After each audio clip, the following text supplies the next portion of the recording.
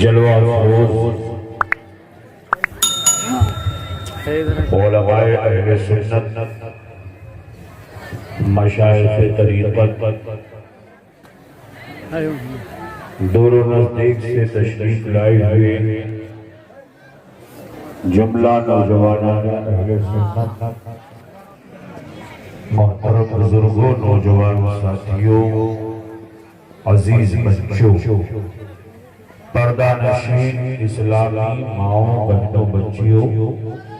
السلام علیکم ورحمۃ اللہ تعالی وبرکاتہ۔ وعلیکم السلام ورحمۃ اللہ تعالی وبرکاتہ۔ الحمدللہ الحمدللہ رب العالمین،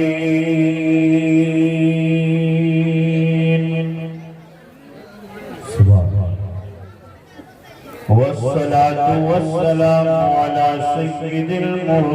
المرسلین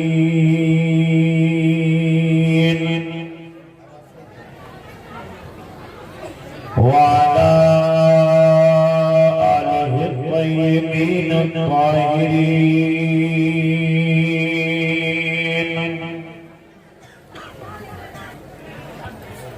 وأصحابه المعظمين المكرمين، أما بعد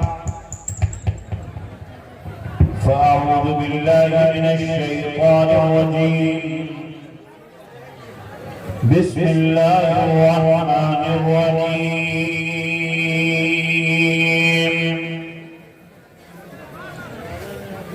إن أولياءه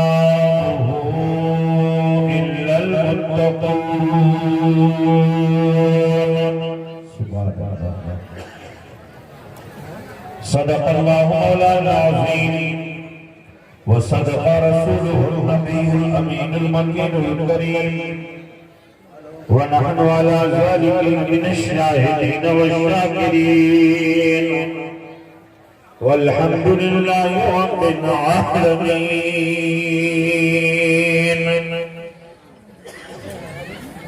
حضرات،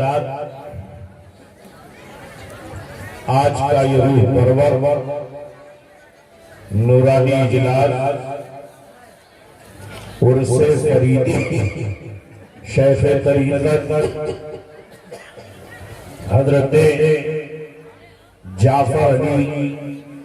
فریدی علیہ رحمت رضوان کے حسن پاک ہیں، ہم اور آپ شرکت کی سعادت حاصل کیے ہوئے ہیں۔ علماء کرام کا جمع غفیر اور آپ کی موجودگی کثرت کے ساتھ اور ساتھ ہی ساتھ ہمارے یہ دو عظیم الشان بزرگ حضرت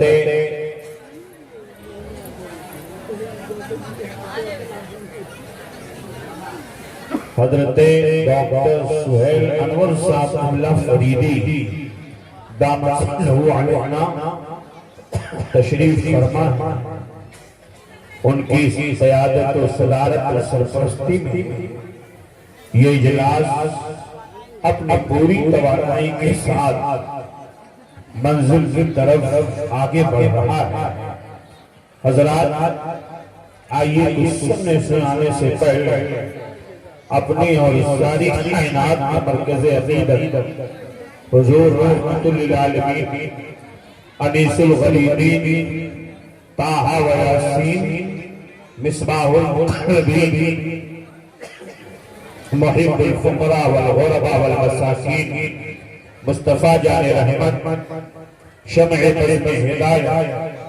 گل باغ رسالت نوبہار شفاعت حضور محمد رسول اللہ نور من نور اللہ صلی اللہ علیہ وسلم کے دربار سے وقار میں ہدیہ درود و سلام پیش کرنے کی سعادت حاصل کریں۔ بآواز بلند پورا مجمع پڑھے، اللہم صلی علی سیدنا و شفیعنا و حبیبنا مولانا محمد بارک وسلم، صلاۃ و سلام علیک یا رسول اللہ، صلاۃ و سلام علیک یا حبیب اللہ۔ میں بہت ممنون و مشکور ہوں محب گرامی حضرت علامہ فدائے رسول صاحب قبلہ فریدی علینی دامت برکاتہم العالیہ والقدسیہ کہ انہوں نے مجھے اس عرص مقدس میں کچھ بولنے کا موقع فراہم کیا۔ رب تبارک و تعالی ان کی عمر میں برکت عطا فرمائے۔ حضرات ایک بار اور پورا مرمہ درود شریف پڑھ لے۔ اللہم صلی علی محمد سیدنا و شفیعنا و حبیبنا و مولانا محمد معدن الجود والکرم وعلی آلہ بارک وسلم۔ صلاۃ و سلام علیک یا حبیبی یا رسول اللہ صلی اللہ علیہ وسلم۔ حسب معمول نعت پاک رسول صلی اللہ علیہ وسلم کے چند اشعار آپ مجھ سے بھی سماعت کریں، اجازت ہے؟ اجازت ہے آپ سے لوگوں کی؟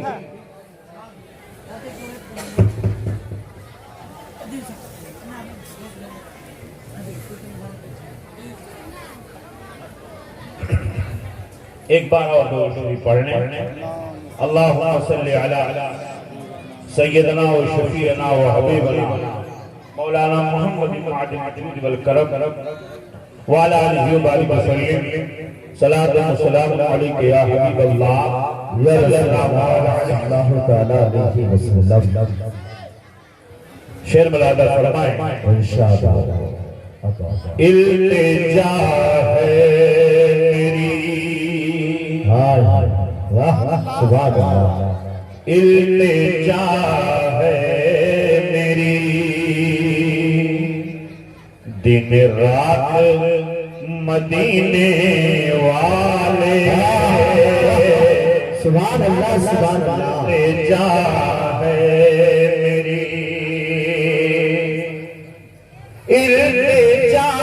ہے میری، دن رات مدینے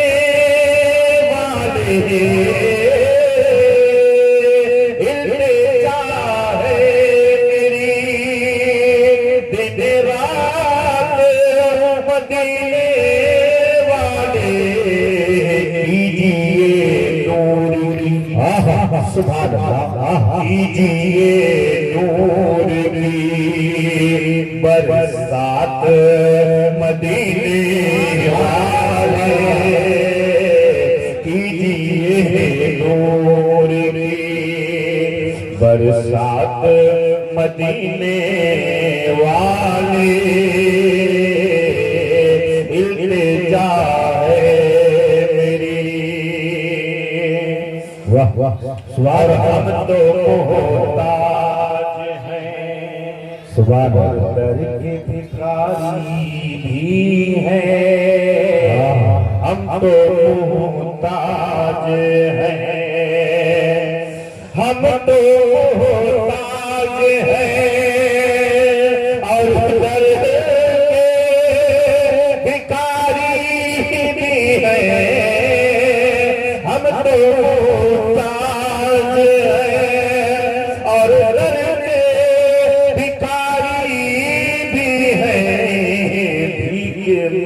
کچھ ملے، سبحان اللہ، بھیک میں کچھ ملے، خیرات مدینے والے، بھیک میں کچھ ملے، خیرات مدینے والے، التجا ہے میری، دن رات مدینے والے۔ یہ شعر برادر جان حاضر ہے، در پاک پہ لے آیا ہو، جان حاضر ہے، جان حاضر ہے، در پاک پہ لے آیا ہو، جان حاضر عازز ہے در پاک پہ لے آیا ہوں کچھ نہیں پاس میں کچھ نہیں پاس میں سوغات مدینے والے کچھ نہیں پاس میں سوغات مدینے والے التجا ہے میری دل رات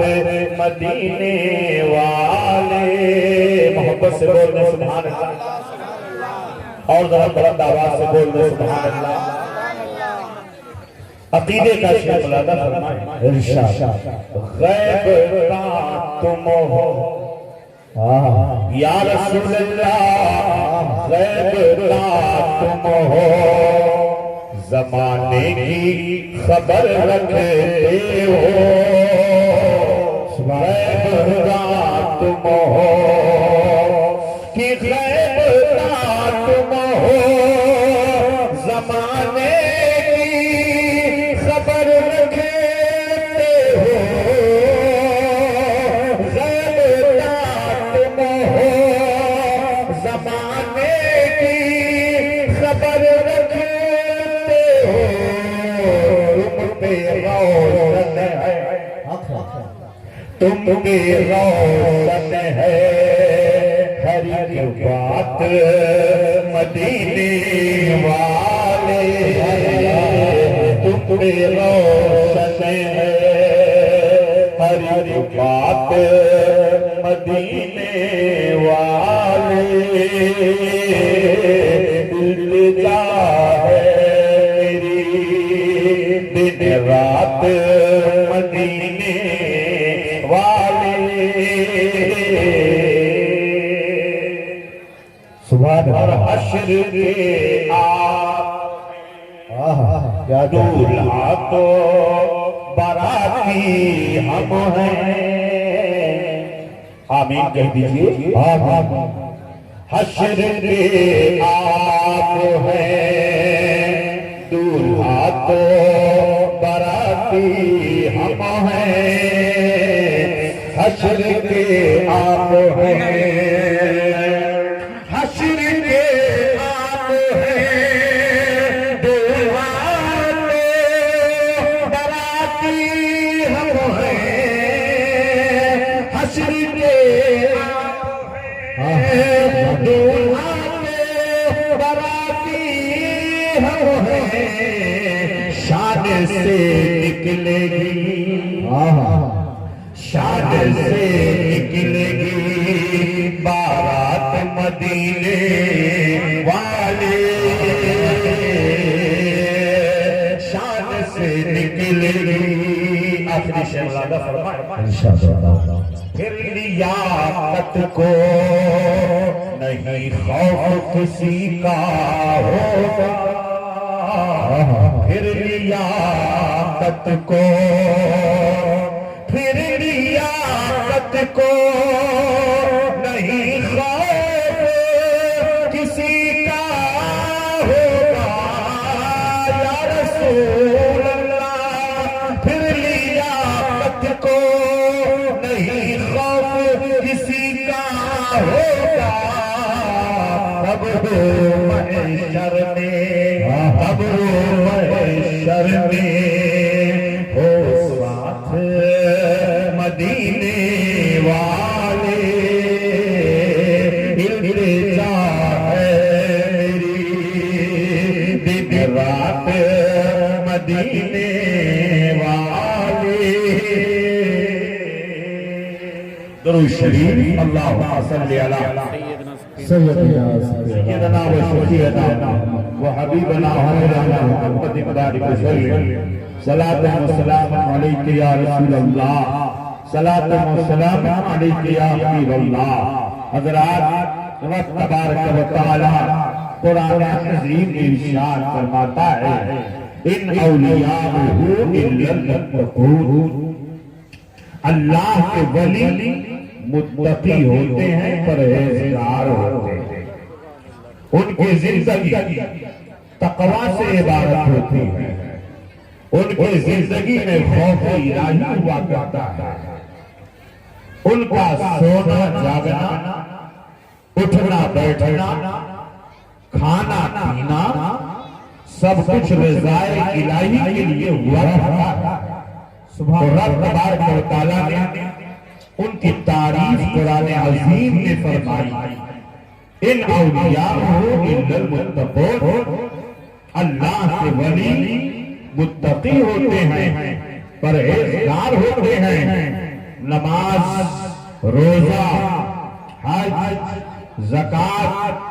خوف الہی میں ہمیشہ اپنی زندگی کو گزارنا، یہ ان کا شیوا رہتا ہے۔ تب آج ہم بزرگان دین کے عرس میں شرکت کرتے ہیں اور ان کی زندگی کے حالات کو پڑھتے ہیں اور ان کے حالات کو سمجھتے ہیں، لیکن ہم ان کی زندگی کو پڑھنے کے بعد ہم اپنی زندگی کو ان کی زندگی کے ساتھ میں ڈال نہیں پاتے ہیں۔ آؤ تو دیکھو اللہ کے ولیوں کی کیا شان ہوتی ہے۔ اللہ کا ولی نگاہوں کو بند کرتا ہے تو لوح محفوظ کو دیکھے، سبحان اللہ، اللہ کا ولی جب نگاہوں کو بند کرتا ہے تو لوگوں کی تقدیر ملاحظہ کر لیتا ہے۔ اللہ کا ولی جب نگاہوں کو بند کرتا ہے، ہماری اور آپ کی نگاہیں، ہماری نگاہ بند ہو جائے، ہم اپنی آنکھوں کو بند کر لیں تو ہمارے سامنے کی کوئی چیز نظر نہیں آتی ہے، ہمارے پیٹھ پیچھے کیا ہوتا ہے ہمیں اس بات کی کوئی خبر نہیں ہے، لیکن اللہ کے ولیوں کی شان یہ ہوا کرتی ہے، آخر ان کو یہ درجہ کیسے ملتا ہے، انہیں یہ کمال کیسے ملتا ہے، رب کی بارگاہ میں انہیں قربت کیسے یہ حاصل ہو جاتی ہے۔ تو اللہ کے پیارے حبیب سرور کائنات صلی اللہ علیہ وسلم ارشاد فرماتے ہیں، حدیث قدسی ہے، میرا بندہ مجھ سے نوافل کے ذریعے قرب حاصل کرتا ہے۔ میرے آقا ارشاد فرماتے ہیں کہ میرا بندہ مجھ سے نوافل کے ذریعے قرب حاصل کرتا ہے، اور جب وہ نوافل کے ذریعے قرب حاصل کرتا ہے تو میں اس کے ہاتھ بن جاتا ہوں جس سے وہ پکڑتا ہے، میں اس کی زبان بن جاتا ہوں جس سے وہ بولتا ہے، میں اس کے کان بن جاتا ہوں جس سے وہ سنتا ہے، میں اس کی آنکھ بن جاتا ہوں جس سے وہ دیکھتا ہے، میں اس کے پاؤں بن جاتا ہوں جس سے وہ چلتا ہے۔ اللہ رب العزت کے صفات کا وہ مظہر ہو جاتا ہے، عرفان کی بارش کے اوپر ہوتی ہے، اللہ کی معرفت وہ حاصل کر لیتا ہے، اللہ رب العزت کا وہ قرب حاصل کر لیتا ہے، ہمیشہ وہ خوف الہی سے اپنے بدن کو کانپتا ہوا دیکھتا ہے، خوف الہی سے وہ لرزہ کانپ رہا کرتا ہے۔ آج خوف الہی سے ہماری قوم دور ہوتی چلی جا رہی ہے، ہماری قوم کا نوجوان گناہوں میں ملوث ہوتا ہے، اس کو یہ تصور نہیں ہے، وہ یہ نہیں سوچتا ہے کہ میرا رب مجھے دیکھ رہا ہے، میرے ہر عمل سے وہ خبردار ہے، رب کائنات سے کوئی چیز مخفی اور پوشیدہ نہیں ہے۔ قرآن عظیم میں رب تعالیٰ فرماتا ہے، ان اللہ لا تخفى علیہ شیء فی الارض ولا فی السماء هو الذی یصورکم فی الارحام کیف یشاء۔ اللہ رب العزت سے کوئی چیز مخفی اور پوشیدہ نہیں ہے، وہ رب کائنات دیکھ رہا ہے، اللہ رب العزت کو آپ کے ہر عمل کی خبر ہے۔ قرآن پاک میں رب العالمین فرماتا ہے، واللہ خبیر بما تعملون، کہیں ارشاد فرما رہا ہے، واللہ بصیر بما تعملون، تم جو کرتے ہو اللہ دیکھ رہا ہے، تمہارے ہر عمل سے اللہ واقف ہے، پروردگار عالم جانتا ہے۔ اگر آج ہماری قوم کا نوجوان یہ تصور باندھ لے تو کبھی وہ گناہ کی طرف نہیں جائے گا، اس کا قدم کبھی گناہ کی طرف نہیں جائے گا، اس کا ذہن و فکر کبھی گناہ کی طرف نہیں جائے گا، اس کا ہاتھ گناہوں سے رک جائے گا، اس کی نگاہ گناہوں سے رک جائے گی، اس کا قدم گناہوں سے رک جائے گا، اس کی سوچ و فکر گناہوں سے رک جائے گی۔ آج معاشرے کے اندر گناہ بہت تیزی سے پنپ رہا ہے، نوجوان گناہوں کہ دلدل میں پھنستا ہوا چلا جا رہا ہے۔ میری قوم کے نوجوانوں آؤ ذرا دیکھو، رب تبارک و تعالیٰ نے خوف الہی کی بنیاد پر کتنی بڑی عظیم نعمتوں سے بندوں کو نوازا ہے۔ جو اللہ سے ڈرتا ہے اس کی نماز کبھی نہیں چھوٹتی ہے، جو اللہ سے ڈرتا ہے اس کا روزہ کبھی نہیں چھوٹتا ہے، جو اللہ سے ڈرتا ہے وہ اپنے ماں باپ پر کبھی ظلم نہیں کرتا ہے، جو اللہ سے ڈرتا ہے وہ اپنے بچوں کی کفالت کرتا ہے، جو اللہ سے ڈرتا ہے وہ شراب نہیں پیتا ہے، جو اللہ سے ڈرتا ہے جوا نہیں کھیلتا ہے، جو اللہ سے ڈرتا ہے کسی سی بہو بیٹی پر اس کی غلط نگاہ نہیں پڑتی ہے، جو اللہ سے ڈرتا ہے اس کی نگاہ جھکتی ہوئی نظر آتی ہے۔ اب آپ غور فرمائیں کہ خوف الہی کی بنیاد پر وہ انسان کیسے کیسے گناہوں سے بچتا نظر آ رہا ہے۔ جب انسان گناہوں سے بچ جاتا ہے، خوف الہی سے گناہوں سے روک دیتی ہے، جیسے ہی نفس امارہ اور شیطان اس کو گناہ کی طرف لے جانے کی کوشش کرتا ہے، فوراً وہ ذہن و فکر میں یہ سوچ لیتا ہے، خوف الہی کی بنیاد پر وہ یہ تصور کر لیتا ہے، دنیا دیکھے نہ دیکھے، گھر والے دیکھے نہ دیکھیں، بھائی بہن دیکھے نہ دیکھیں، دنیا والے کی نگاہوں سے میں پوشیدہ تو ضرور ہوں مگر اللہ رب العزت تو دیکھ رہا ہے، پروردگار عالم تو دیکھ رہا ہے۔ یہی تصور اسے گناہوں سے باز رکھتا ہے۔ آپ ذرا غور فرمائیے، اللہ کے ولیوں کی نگاہ کا یہ عالم ہوتا ہے کہ وہ نگاہوں کو بند کرتے ہیں تو لوح محفوظ نظر آتا ہے۔ اللہ کے ولیوں کا عالم یہ ہوتا ہے، یہی وجہ ہے کہ ہم ان کے عرصے میں شرکت کرتے ہیں، ان کے لیے تقاریب منعقد کرتے ہیں، سال میں ان کے لیے ایک دن متعین کرتے ہیں جس میں ان کی زندگی کے حالات پیش کیے جاتے ہیں، زندگی کے واقعات پیش کیے جاتے ہیں۔ آپ ذرا غور فرمائیے، جب اللہ کے ولیوں کی نگاہوں کا یہ عالم ہوتا ہے تو رسول کائنات کی نگاہوں کا عالم کیا ہوگا؟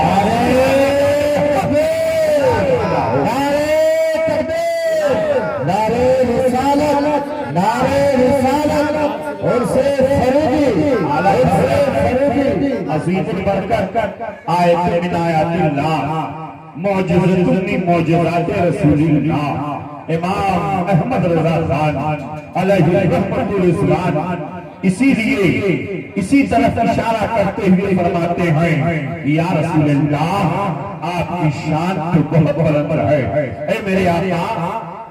اور کوئی غیب کیا تم سے نہا ہو بلا، اور کوئی غیب کیا تم سے نہا ہو بلا، اور کوئی غیب کیا تم سے نہا ہو بلا، ارے جب نہ خدا ہی چھپا تم پہ کرو، سبحان اللہ، خدا ہی چھپا تم پہ کرو، یہ اللہ کے ولیوں کا حال ہوتا ہے۔ آؤ ذرا دیکھو، بات چلی خوف الہی کی، خوف الہی کی،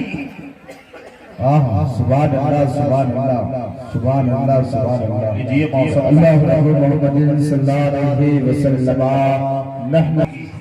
رب تبارک و تعالی قرآن عظیم میں ارشاد فرماتا ہے،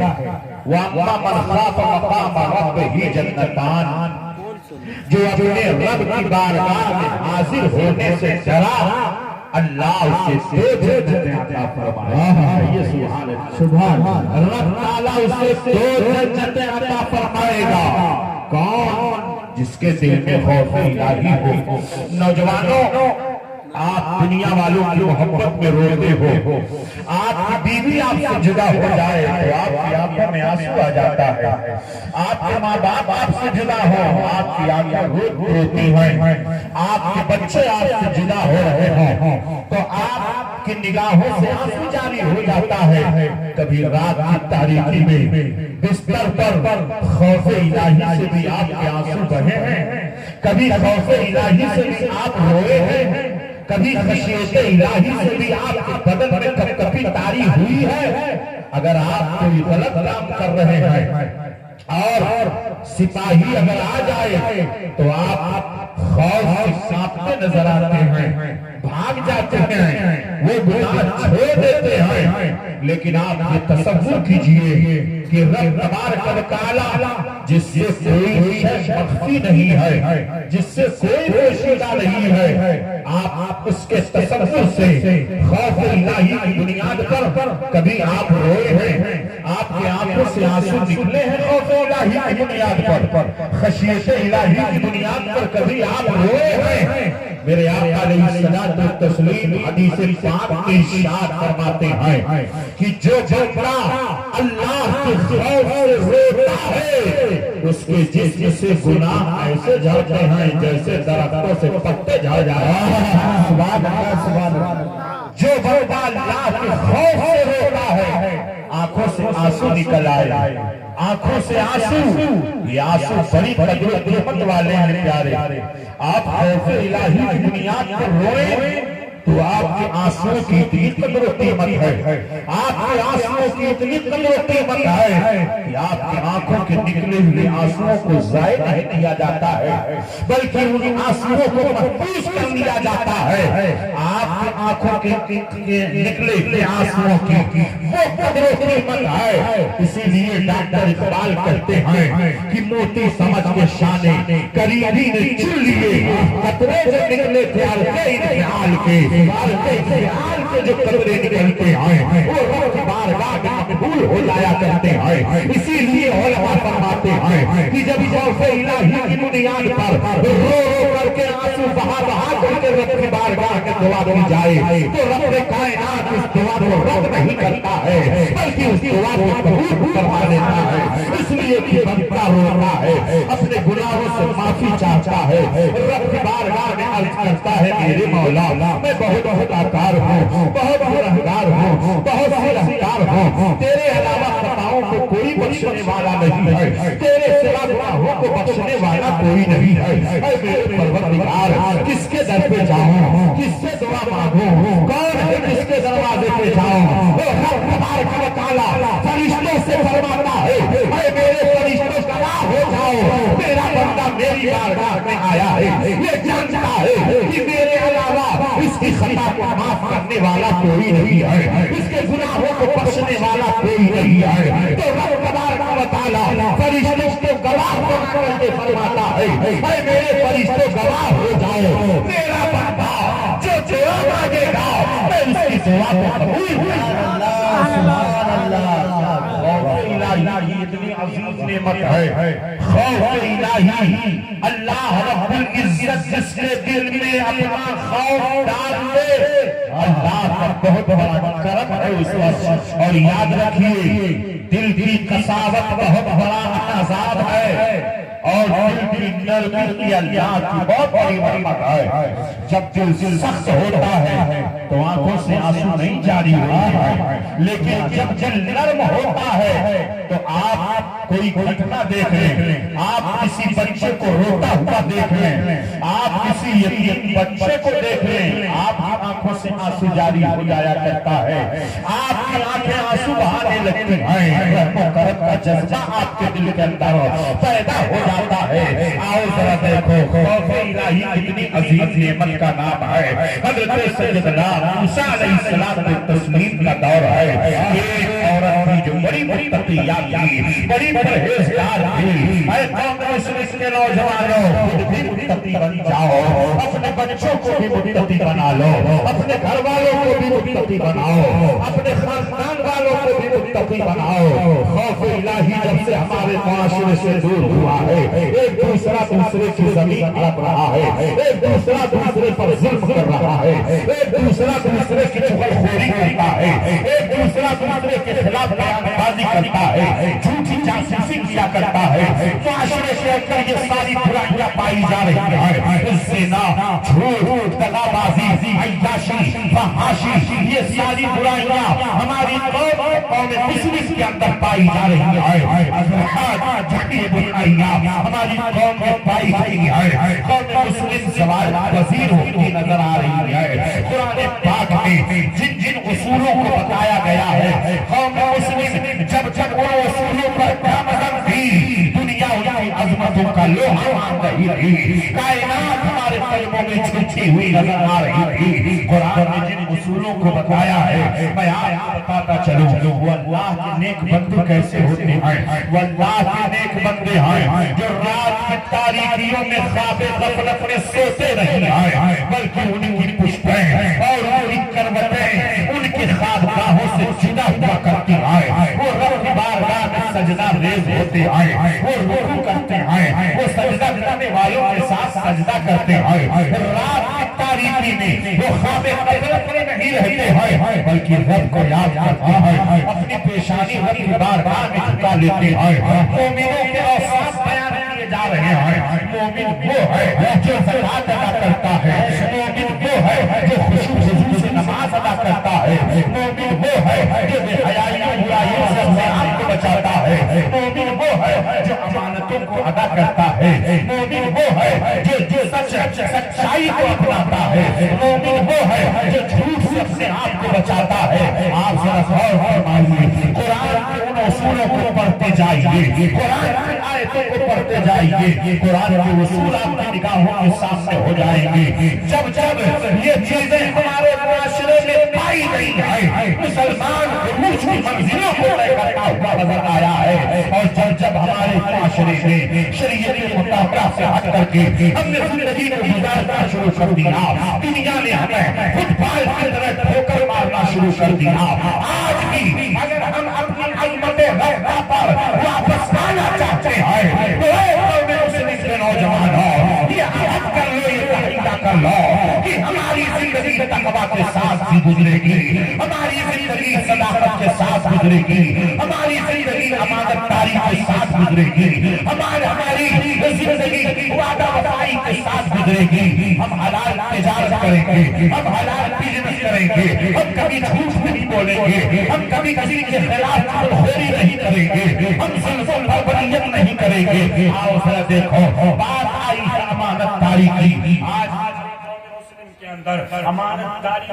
की जा रही है। अमानत में खयानत करना हमारा शेवा बन चुका है। अमानतदारी ये कौम मुस्लिम का शेवा था। खुद मेरे मुस्तफा रहमत आलम ताजदार मदीना सरवर कायनात सल्लल्लाहु अलैहि वसल्लम के रोज़ अक़दस पर लिखा हुआ है, अस्सादिकुल अमीन, मेरे आका सच्चे हैं, मेरे आका अमानतदार हैं। मेरे मुस्तफा की अमानतदारी का हाल ये था कि बड़े बड़े पारे हो गए, अपनी अमानतों को दरबार मुस्तफा में रखा करते थे। उनको ये यकीन था कि हम अपने रिश्तेदारों को अगर ये अमानतें देंगे तो उन अमानतों में खयानत हो जाएगी, मगर मुस्तफा के दरबार में कोई खयानत नहीं होगी,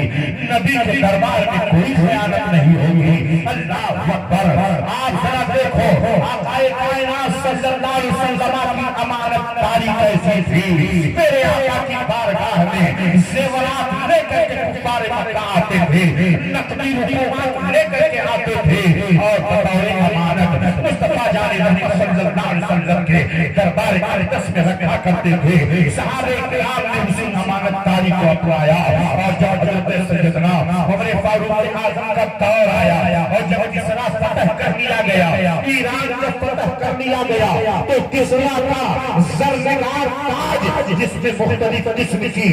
جواہرات جڑے ہوئے تھے، موتیاں جڑی ہوئی تھی، مال غنیمت میں جب وہ تاج آتا ہے تو ایک مرد مجاہد اس تاج کو لیتا ہے اور غنیمت کے مال کے طور پر اسے اپنے قبضے میں کر لیتا ہے۔ ایک دوسرا مجاہد کہتا ہے سنو، اگر تم اس میں سے ایک موتی نکال لو تو تمہاری غربت دور ہو جائے گی، تمہاری غربت دور ہو جائے گی۔ حضرات ذرا دیکھو تو صحیح، اس نوجوان کہنے والے نے کہا امانت اگر میں اس میں سے ایک موتی نکال لیتا ہوں تو میری غربت تو دور ہو جائے گی، مگر امیر المومنین کے سامنے کون سا منہ لے کر کے جاؤں؟ امیر المومنین کے سامنے کون سا منہ لے کر کے جاؤں گا؟ اور اس مرد مجاہد نے کہا امیر المومنین تو امیر المومنین کل جب میدان قیامت پپا ہوگا، نفسی نفسی کا عالم ہوگا، مجھے رب کی بارگاہ میں پیش کیا جائے گا، میں اپنے رب کی بارگاہ میں کون سا منہ لے کر کے جاؤں گا؟ اللہ اللہ، اس نوجوان نے کہا تھا کہ میں ہرگز ایسا نہیں کروں گا، مجھے غریبی میں رہنا پسند ہے، مجھے فقیری میں رہنا پسند ہے، مجھے اخلاص میں رہنا پسند ہے، میں خلوت کی زندگی گزار لوں گا، مگر رب کی بارگاہ میں میں شرمندہ نہیں ہوں گا، رب کی بارگاہ میں میں ذلیل و رسوا نہیں ہوں گا۔ اللہ اکبر، یہی تصور تھا کہ اس کے اندر امانت داری کی صفت پائی جا رہی تھی، تو جب وہ سرنگار تاج لے کر کے امیر المومنین کی بارگاہ میں مال غنیمت کے طور پر جب وہ نوجوان پہنچتا ہے تو حضرت امیر المومنین اس تاج کو دیکھتے ہیں، اس کی قیمتوں کا اندازہ کرتے ہیں اور پھر تاج رکھ کر کے رب کی بارگاہ میں سجدہ ریز ہوتے ہیں، پیشانی چھوٹ جاتی ہے۔ اے میرے مولا، اے میرے پروردگار، اے رب قدیر، جب تک میری قوم کے اندر ایسے امانت دار اور دیانتدار لوگ رہیں گے، میری قوم کبھی مغلوب نہیں ہوگی، ہر میدان میں میری قوم غالب رہے گی۔ امیر المومنین نے دعا فرمائی تھی، آج امانت داری ہمارے اندر سے ختم ہو رہی ہے، خوف الہی ہمارے ماحول سے دور ہو رہا ہے۔ نوجوانوں ذرا آنکھوں سے آنسو کو بہاؤ، رب کی بارگاہ میں رو صحیح، اللہ کی بارگاہ میں خوف الہی کا آنسو نکالو تو صحیح۔ یاد رکھو رب تعالیٰ فرماتا ہے اگر میرا بندہ میری طرف چل کے آتا ہے تو میں اس کی طرف دوڑ کے آتا ہوں۔ اللہ اکبر، یہ رب ارشاد فرما رہا ہے جیسا کہ اس کی شان کے لائق ہے، میرا بندہ میری طرف اگر چل کے آتا ہے تو میں اس کی طرف دوڑ کر کے آتا ہوں، اگر میری طرف دوڑ کر کے آتا ہے، دو قدم چل کر کے آتا ہے تو میں اس کی طرف 4 قدم چل کر کے آتا ہوں۔ میرا بندہ اگر مجھے اپنی جماعت میں یاد کرتا ہے تو میں اس سے بہتر جماعت میں یاد کرتا ہوں۔ اللہ اکبر، رب تعالیٰ فرماتا ہے میرا بندہ اگر مجھے تنہائی میں یاد کرتا ہے تو میں اسے فرشتوں کی جماعت میں یاد کرتا ہوں۔ جب میرا بندہ میری بارگاہ میں رو کر کے دعا کرتا ہے تو میں خوش ہوتا ہوں اور اپنے بندے کی دعا کو قبول کر لیتا ہوں۔ آپ غور فرمائیں، آپ اپنی شناخت کو پہچانیں، اپنے وقار کو پہچانیں، اپنی عزت کو پہچانیں۔ ہم قوم مسلم ہیں، دنیا کی نہیں ہے، دنیا کے عام لوگوں کی طرح ہم نہیں ہیں، یہود نصارا دیش اور مذاہب کے ماننے والوں کی طرح ہم نہیں ہیں۔ ہماری شناخت، ہماری پہچان ہی الگ ہے، ہمارا مزاج ہی الگ ہے۔ آؤ ذرا دیکھو، ڈاکٹر اقبال نے اسی لیے تو کہا تھا اپنی امت کو قیاس، اپنی امت کو قیاس اقوام عالم پر نہ کر، اپنی امت کو قیاس اقوام عالم پر نہ کر۔ اے جدا تعمیر میں قوم رسول ہاشمی، اے جدا تعمیر میں قوم رسول ہاشمی، ہم رسول ہاشمی کی قوم سے تعلق رکھنے والے ہیں، امت محمدیہ میں ہم ہیں، آقا صلی اللہ علیہ وسلم کے امت میں ہم شامل ہیں کنتم خیر امت اخرجت للناس تأمرون بالمعروف وتنهون عن المنکر یہ شناخت اللہ نے ہمیں عطا فرمائی ہے دنیا کی اور قوموں میں سے کسی بھی قوم کو یہ پہچان نہیں نعرہ تکبیر نعرہ رسالت عرس فریدی حضرت علامہ فاروق صاحب نظامی نعرہ تکبیر نعرہ رسالت بات خوف کی آئی ہے ایک تقیہ اور اپنی پرہیزگار اور جب مائیں پرہیزگار ہوتی ہیں تو بچے بھی پرہیزگار ہوتے ہیں جب مائیں صالحہ ہوتی ہیں تو ان کی گود میں پرورش پانے والی اولاد بھی صالح ہوا کرتی ہے نیک ہوا کرتی ہے اس لیے اپنے بچوں کو صالح بناؤ نیک بناؤ اللہ اکبر وہ بڑی متقیہ تھی پرہیزگار تھی خوف الہی رکھنے والی تھی خوف الہی سے رونے والی تھی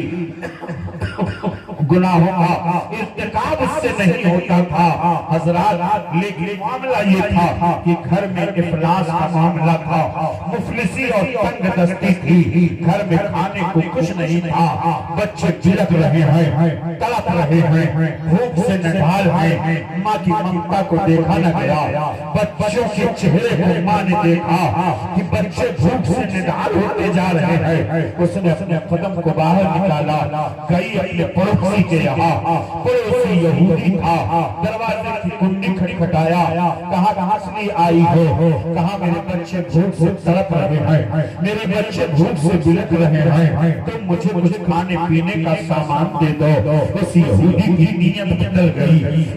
نگاہ کو اٹھی اور نیت بدل گئی اور بڑی بڑی صورت تھی اس نے کہا مجھے تنہائی میں لے کر کے چلو اور میری خواہش کو تم پوری کر دو تو ایسی صورت میں تم میرے راشن کی دکان سے جو چاہو لے جا سکتی ہو اور اپنی تقیہ تھی پرہیزگار تھی خوف الہی رکھنے والی تھی اس نے اپنے قدم کو پیچھے کر لیا اور جا کر کے اپنے بچوں کو دلاسا دے رہی ہے سر سے ہاتھ پھیر رہی ہے بچوں نے سوچا تھا ماں آئی ہے تو کچھ لے کر کے آئی ہوگی میری بھوک مٹ جائے گی بچوں نے جب خالی آنکھ ماں کو دیکھا تو بچے اور کھیلنے لگے بچوں کی چیخ ماں کو دیکھی نہ گئی دوسری مرتبہ پھر اس نے قدم کو باہر نکالا اس یہودی میں آ گئی اور جانے کی بات کہا میرے بچے بھوک سے تڑپ رہے ہیں میرے بچے بھوک سے بلک رہے ہیں تم کو کچھ ترس آنا چاہیے میرے بچوں پر رحم کرو میرے لیے راشن پانی کا انتظام کر دو اس نے کہا میں نے کہہ دیا ہے کہ میری خواہش کو پوری کر دو تمہارے لیے میں سب کچھ حاضر کر دوں گا چنانچہ اس عورت نے پھر اپنے قدم کو پیچھے کر لیا تقیوں کی یہی پہچان ہوا کرتی ہے تقوی اور پرہیزگاری رکھنے والوں کی یہی پہچان ہوا کرتی ہے کہ جب شیطان اور نفس امارہ اسے گناہ کی طرف لے کر کے رغبت دیتے ہیں تو اللہ کا خوف انہیں گناہوں سے بچا لیتا ہے خشیت الہی انہیں گناہوں سے بچا لیتی ہے نامتقیہ اور پیچھے چلی آئی بچوں نے سوچا تھا ماں دوسری بار گئی ہے کچھ لے کر کے تو ضرور آئے گی بچوں نے دیکھا ماں خالی ہاتھ واپس آ رہی ہے بچوں کی چیخ بلند ہو گئی ماں کچھ لے کر کے نہیں آئی ماں کی آنکھوں میں آنسو آ گئے بچوں کے سر پر ہاتھ پھیرتے ہوئے دلاسا دیتے ہوئے اس ماں نے کہا بچوں گھبراؤ نہیں بھوک بھی زندگی برداشت کر لو مگر بچے تھے یہ بھوک سے نڈھال ہو رہے ہیں چیخ رہے چلا رہے ہیں ماں کچھ تو انتظار کرو ماں کو دیکھا نہ گیا ذہن و فکر میں خیال آیا چلو رات کی تاریکی میں تھوڑی دیر کے لیے میں خلوت میں پہنچ جاتی ہوں میں خلوت میں چلی جاتی ہوں اور پھر میرے بچوں کے کھانے کا انتظام ہو جائے گا اللہ اکبر دل کو اس نے مضبوط کیا اور پھر اس یہودی کے ہاں پہنچ گئی دروازے کی کنڈی کھٹکھٹایا اس نے دروازہ کھولا کہا چلو تنہائی میں جب دونوں تنہائی میں پہنچتے ہیں میں پوچھنا چاہتا ہوں اے میری قوم کے نوجوانوں، تنہائیوں میں تم گناہ کر رہے ہو، تنہائی میں موبائل کے ذریعے تم گناہوں پر گناہ کرتے چلے جا رہے ہو۔ یہ تصور اگر ذہن و فکر میں بٹھا لو کہ میرا مجھے دیکھ رہا ہے، ماں نہیں دیکھ رہی ہے، باپ نہیں دیکھ رہا ہے، بھائی نہیں دیکھ رہا ہے، رشتہ دار نہیں دیکھ رہے ہیں، دنیا کی نگاہوں سے اوجھل ہو کر کے تم اللہ اپنی عزت سے اس سے کون سی چیز مخفی اور پوشیدہ کرتی ہے، تم اس سے کیسے چھو سکتے ہو؟ اس لیے خلوت میں اور تنہائی میں گناہ کرنا بہت آسان ہو گیا ہے۔ علماء اسی لیے فرماتے ہیں کہ جو ظاہر میں رہے وہی باطن میں رہے، اس ظاہر و باطن کو ایک رکھا، یہی مومن متقیوں کی نشانی ہے اور یہی متقیوں کا شیوا۔ بے شک سبحان اللہ سبحان اللہ۔ اور فرمائیے متقیہ عورت تھی، تنہائی میں پہنچنا تھا کہ رونے لگے، آنکھیں ہیں کہ رکنے کا نام نہیں لے رہی ہے، رو رہی ہے، گریہ وزاری کر رہی ہے۔ اس یہودی کو بہت ٹینشن ہو گیا، اس نے کہا یہ عورت میں یہاں موجود، یہ یہاں موجود، تیسرا کوئی نہیں، رو کیوں رہی ہے؟ پوچھا یہ بتاؤ تم رو کیوں رہی ہو؟ میں یہاں موجود ہوں، تم یہاں موجود ہو، تیسرا کوئی موجود نہیں ہے، پھر کس کے خوف سے رو رہی ہو؟ اللہ اکبر۔ اس متقیہ عورت نے جواب دیا، آج بھی تاریخ کے صفحات میں اس کا جواب منقول ہے، مرقوم ہے۔ علماء فرماتے ہیں کہ اس متقیہ نے جواب دیا تھا کہ اے نوجوان، آج تو گناہ کرنے کے لیے، خواہشات نفسانیہ کی تکمیل کے لیے مجھے تو گناہ پر آمادہ کر لیا ہے، مگر یاد رکھ آج کچھ تھوڑی دیر کے لیے اپنی لذت حاصل کرنے کے لیے گناہ میں ملوث ہو جائے گا، مجھے بھی گناہ میں تو ملوث کر دے گا، لیکن کل میدان قیامت پتا ہوگا۔ آج یہاں کوئی نہیں دیکھ رہا ہے، آج ہم آزاد کے لوگ دیکھ رہے ہیں، نہ کمیونٹی کے لوگ دیکھ رہے ہیں، لیکن کل میدان قیامت پتا ہوگا، وہاں اولین کا بھی مجمع ہوگا، آخرین کا بھی مجمع ہوگا، سب کے سب وہاں موجود ہوں گے، اور گناہ جب ڈسپلے پہ لایا جائے گا اور سب کو دکھایا جائے گا تو میدان محشر میں ایسی ذلت اور رسوائی ہوگی۔ میں ایک خوف سے رو رہی ہوں، اللہ کی بارگاہ میں تو کون سا منہ لے کر کے جائے گا؟ رب کی بارگاہ میں تو کون سا منہ لے کر کے جائے گا؟ میں رب کی بارگاہ میں کون سا منہ لے کر کے جاؤں گی؟ اے نوجوان گناہوں سے باز آ جا، اے یہودی گناہوں سے باز آ جا، تھوڑی دیر میں لذت کے لیے اپنے آپ کو تباہ و برباد نہ کر۔ اتنا سننا تھا کہ یہودی کانپنے لگا، خوف الہی سے اللہ کا نام ہو گیا،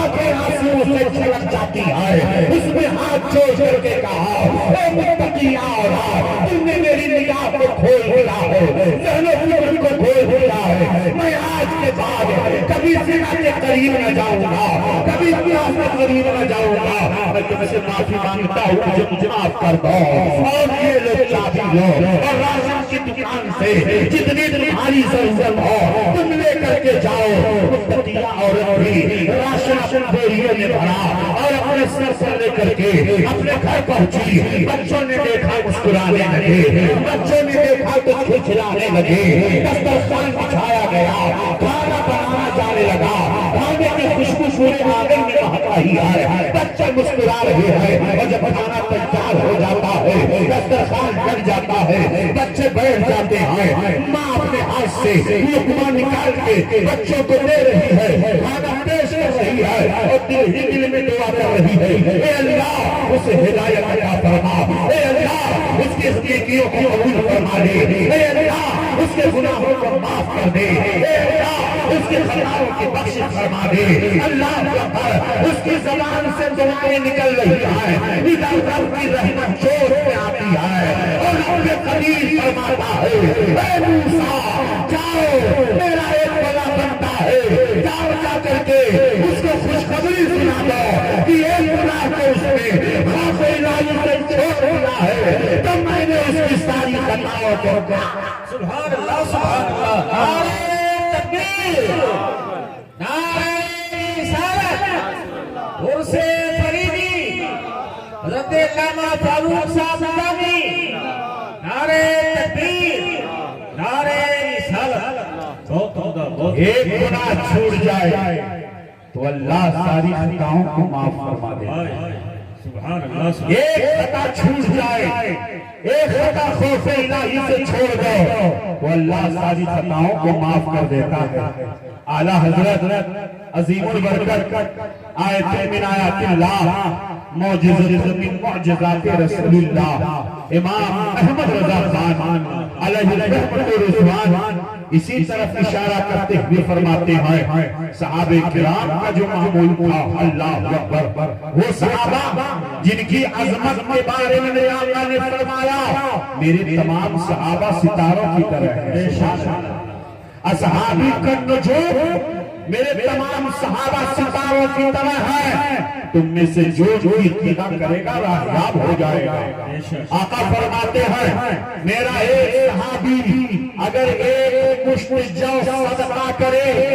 اور اس کے مقابلے میں کوئی ہلہار سونے کی شکل میں صدقہ کرے تو میرے صحابی کا ایک مشت جو صدقہ کرنا ہلہار سونے کی شکل میں صدقہ کرنے سے افضل ہو. صحابہ جن کو میرے آقا نے جنتی ہونے کی بشارت ہے، جو جنتی ہیں اللہ اکبر، جو نجوم ہدایت ہیں، مگر ان کے خوف کا عالم کیا تھا،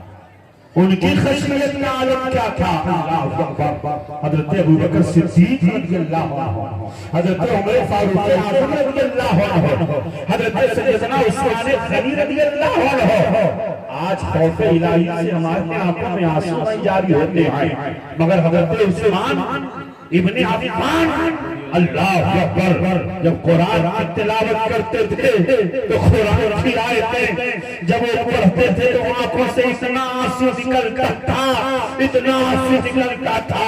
داڑھی بھیگ جاتی تھی، سینہ تر ہو جاتا تھا، بھیگ جاتا تھا، زمین بھیگ جاتی تھی. لوگ آپ سے کہتے تھے اے عثمان آپ کو جنتی ہیں، رسول خدا نے تو آپ کو جنتی ہونے کی بشارت عطا فرمائی ہے، پھر آپ اتنا کیوں روتے ہیں،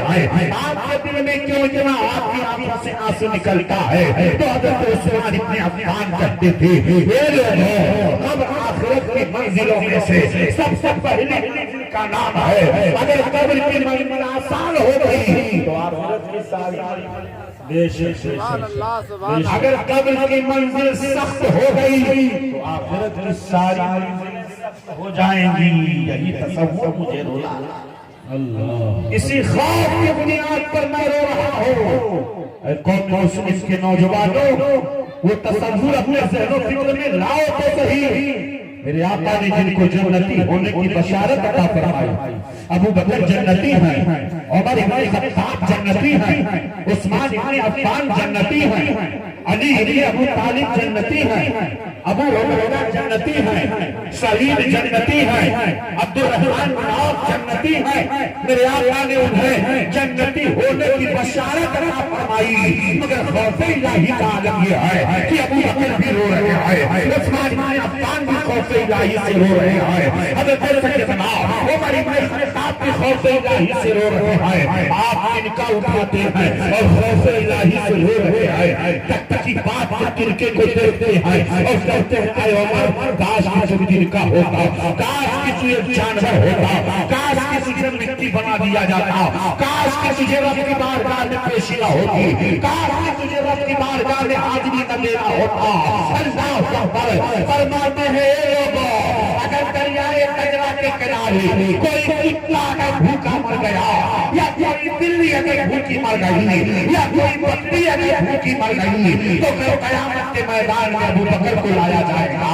عمر کو لایا جائے گا. میں اسی خوف سے رو رہا ہوں. اعلیٰ عظیم البرکت ہے یوں وقت گزار ہوتے ہیں. یا رسول اللہ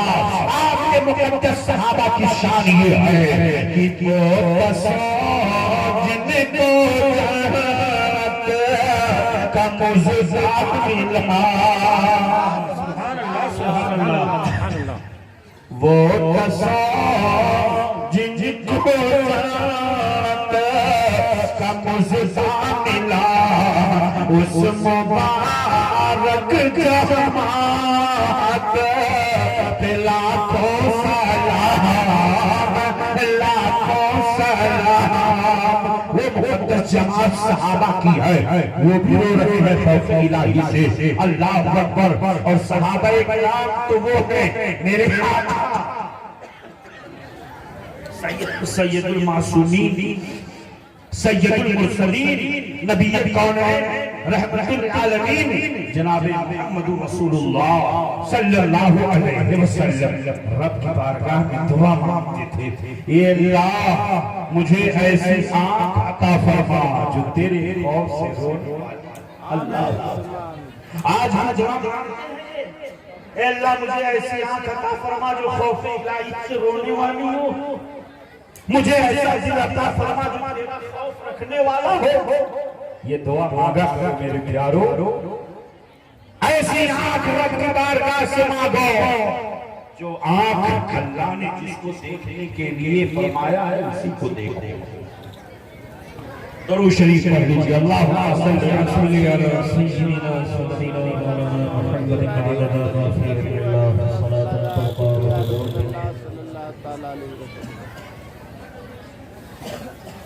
تو میرے آقا علیہ الصلوۃ والتسلیم صحابہ کی یہ شان ہے، وہ روتے ہیں خوف الہی سے، وہ اللہ کی بارگاہ میں آنسو بہاتے ہیں خوف الہی سے۔ حضرت سیدنا عثمان بن عفان رضی اللہ عنہ نے 2 مرتبہ جنت خریدی، جنت کے خریدار ہو گئے۔ میرے آقا کی بارگاہ میں انہوں نے اتنا مال نچھاور کیا کہ میرے آقا نے ان کے مال کو اپنے ہاتھوں میں لے کر کے رب کی بارگاہ میں دعا کیا، میرے مولا تو عثمان سے راضی ہو جا، عثمان سے خوش ہو جا، اب آج کے بعد عثمان جو بھی کرے اللہ کی بارگاہ سے مواخذہ نہ ہوگا۔ میرے آقا اپنی رضا کا اعلان کر رہے ہیں اور رب کی رضا کا اعلان فرما رہے ہیں، اے اللہ عثمان سے میں خوش ہوں تو بھی عثمان سے خوش ہو جا،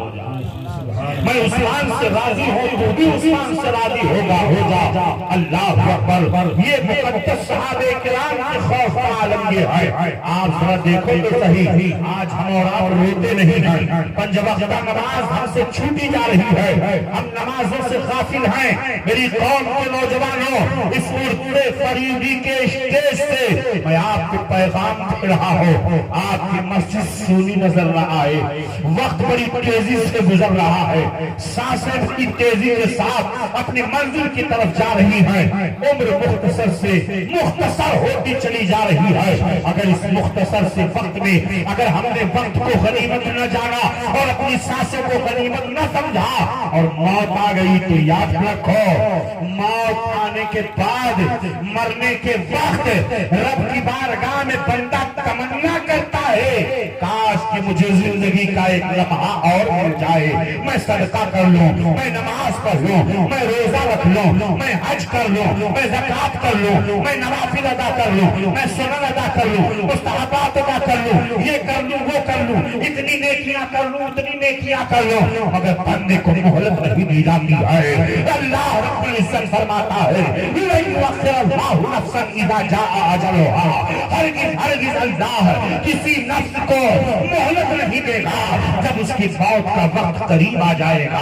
تو اے اس گاؤں کے نوجوانوں، اے خوش عقیدہ مسلمانوں، جیسے ہی اذان کی آواز آپ کی مسجد کی مینار سے بلند ہو جائے، آپ اپنا کاروبار بند کر کے، اپنے کام بند کر کے اپنے رب کی بارگاہ میں حاضر ہو جاؤ، نمازوں کو پابندی سے ادا کرو، اپنی نگاہوں کو بچاؤ خوف الہی سے، اپنی نگاہوں کے تقدس کو بچاؤ، اپنی نگاہوں کے اندر پاکیزگی پیدا کرو۔ اللہ کے محبوب بندوں کی یہی تو شان ہوا کرتی ہے، نہ ان کے پاس تیر ہوتا ہے، نہ اس کے پاس تلوار ہوتی ہے، نہ ان کے پاس کوئی تفنگ ہوتا ہے، نہ ان کے پاس کوئی مادی اسباب ہوتے ہیں، نہ ان کے پاس کوئی مادی چیزیں ہوتی ہیں، ان کے پاس جو کچھ ہوتی ہے وہ روحانی قوت ہوا کرتی ہے، وہ روحانی طاقت ہوا کرتی ہے۔ ان کی روح جب اتنی مضبوط ہو جاتی ہے، اتنی مضبوط ہو جاتی ہے کہ دنیا کی کوئی طاقت اسے پاش نہیں کر سکتی ہے، عرفان کی منزل انہیں حاصل ہو جاتی ہے، ان کی نگاہوں میں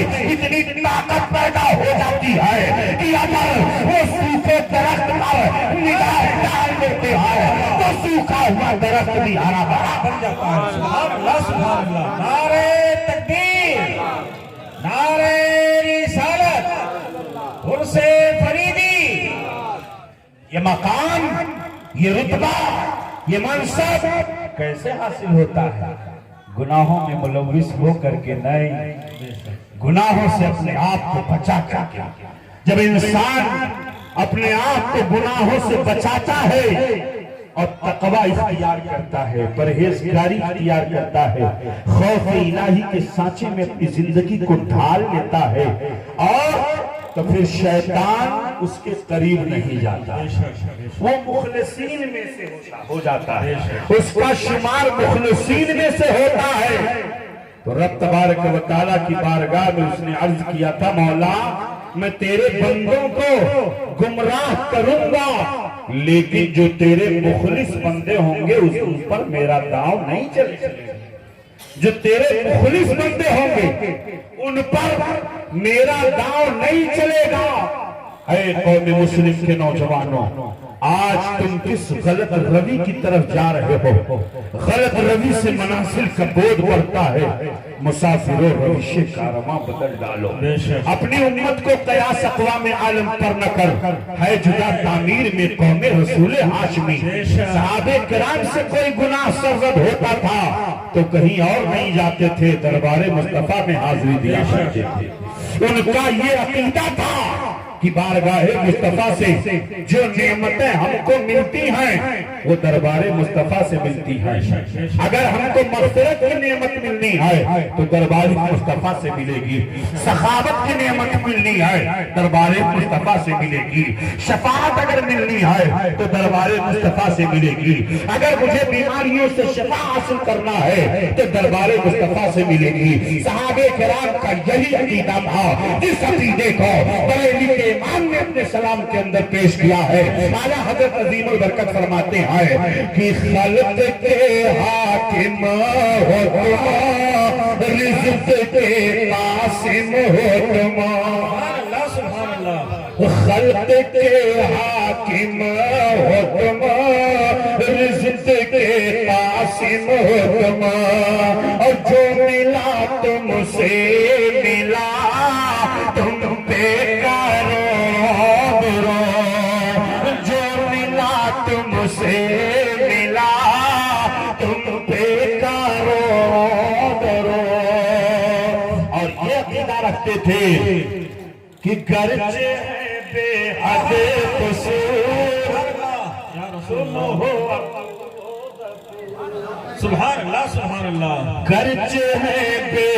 حد قصور، تم ہو عفو غفور، اور بخش دو جرم و خطا تم پہ کرو رو رو، بخش دو جرم و خطا تم پہ کرو رو رو۔ آپ کے آنکھوں کے نکلے ہوئے آنسوؤں کی یہ قدر و قیمت ہے، کل جب میدان قیامت بپا ہوگا۔ میرے آقا ارشاد فرماتے ہیں کہ جہنم سے ایک آگ نکلے گی، اللہ اکبر، وہ جہنم کی آگ اتنی خطرناک ہے کہ دنیا کی آگ ہم دیکھتے ہیں،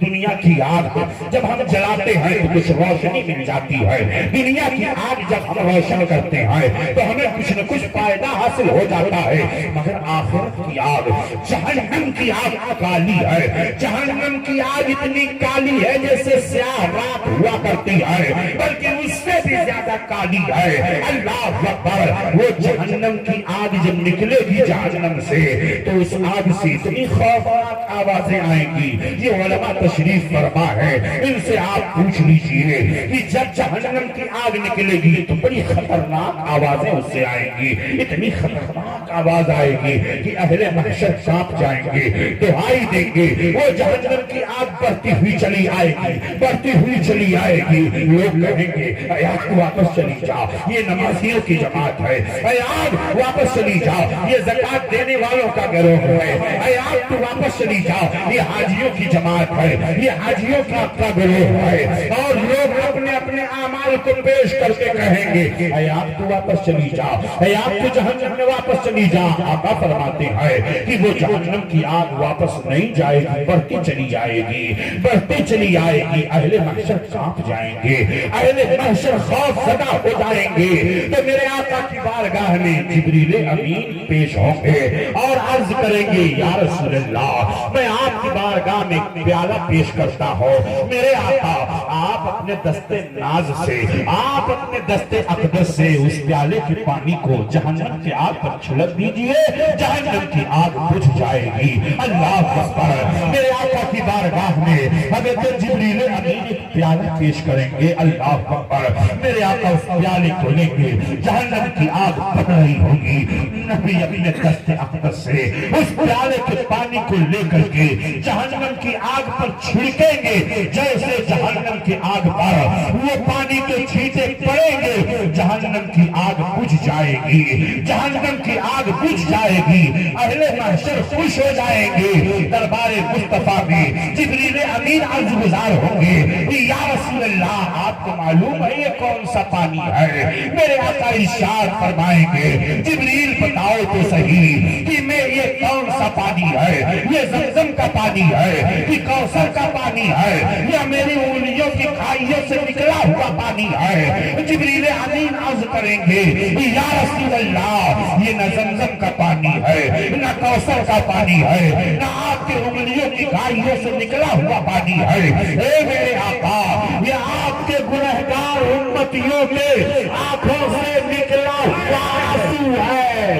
جس سے جہنم کی آگ بجھائی جا رہی ہے۔ اللہ اکبر۔ میرے آقا فرمائیں گے میرے گنہگار امتیوں کے آنکھوں سے نکلا ہوا یہ آنسو ہے جس سے جہنم کی آگ بجھائی جا رہی ہے۔ اے یہاں کے باشندوں، اے اس گاؤں کے رہنے والوں، جب گنہگاروں کے آنکھوں سے نکلے ہوئے آنسوؤں کی اتنی قدر قیمت ہے کہ جہنم کی آگ بجھائی جا رہی ہے، تو میرے آقا کے مقدس نگاہوں سے نکلی ہوئے آنسوؤں کی قدر قیمت کیا ہوتی ہے اس کا اندازہ کوئی لگا۔